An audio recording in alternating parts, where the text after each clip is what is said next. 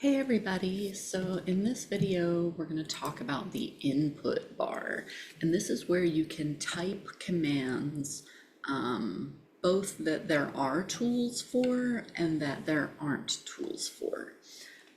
So let me show you how this works. So one of the things I use the input bar for the most often is to create my initial points. So I like to create a point A at 0, 0, and a point B at 1, 0. And I just type in the name of the point, which you always want to use uppercase letters for points, the equal sign, open parentheses, and the X and Y coordinates of the point and close parentheses. And I usually like to start with these 2 points to keep my constructions so that horizontal lines are horizontal rather than slightly askew. So let's go ahead and hide our axes and our grid and zoom in a little bit. And so that's one way I can use the input bar. I can also use it to create a line. So I can type line, open parentheses, A, comma, B, close parentheses, and that gives me the line F, which is defined by the points A and B. Let's put a couple more points in here. So C, D, and E.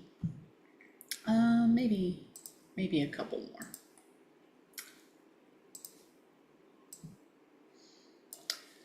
So let's say I want to create a polygon with some of those points. So let's say I want to create a polygon with C, D, and E, but maybe something's in the way, like maybe point G is really close to point C and you're having a hard time clicking on point C. Well, you've got a couple options. You could hide point G before trying to create the polygon with C, D, and E, or you can type it into the input bar, polygon C, comma D, comma E, and there you have it. And you don't have to worry about hiding point G.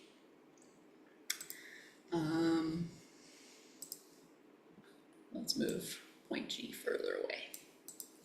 All right, and now let's say I want to reflect my polygon over line AB, and maybe I also want to reflect points G and F over that line also. And I want to keep them all grouped together because they're part of some larger construction. Well, I can use my reflective outline tool to reflect them all individually over line AB, or lots of stuff popping up. My input bar is at the bottom now. I can type reflect and then put curly brackets around all the things I want to reflect. So this polygon's name is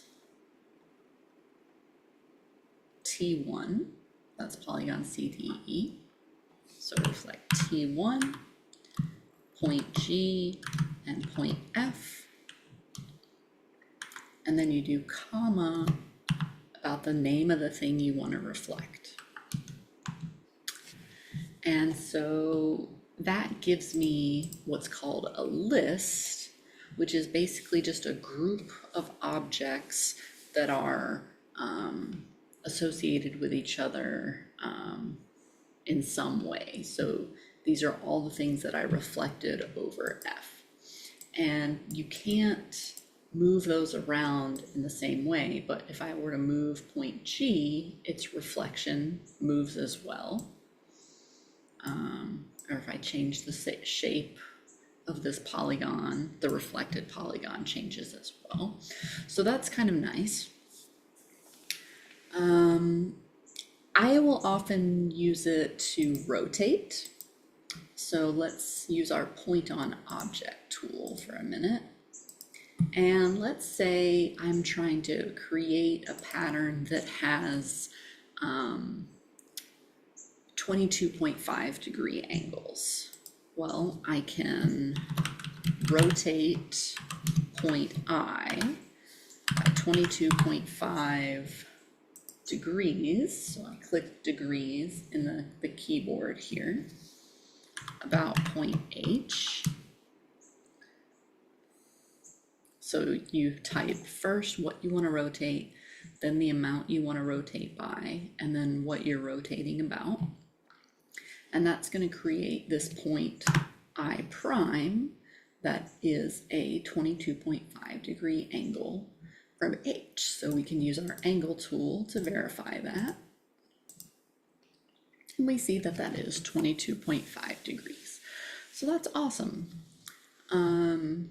Super helpful with a lot of constructions, especially when you're trying to set up your underlying grid.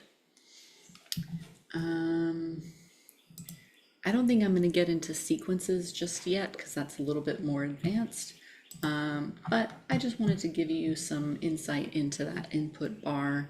If you want to dive a little bit deeper, you can go to the GeoGebra manual and look at all the commands. So these are all of the geometry commands that are possible. So there's a lot. There's a lot more than there are tools. So I use those. I use some of the list commands, but there's all sorts of things that are possible. Conic commands, all kinds of things. So have fun, play around. Don't be afraid of breaking something. You can always undo. All right, thanks. See you next time.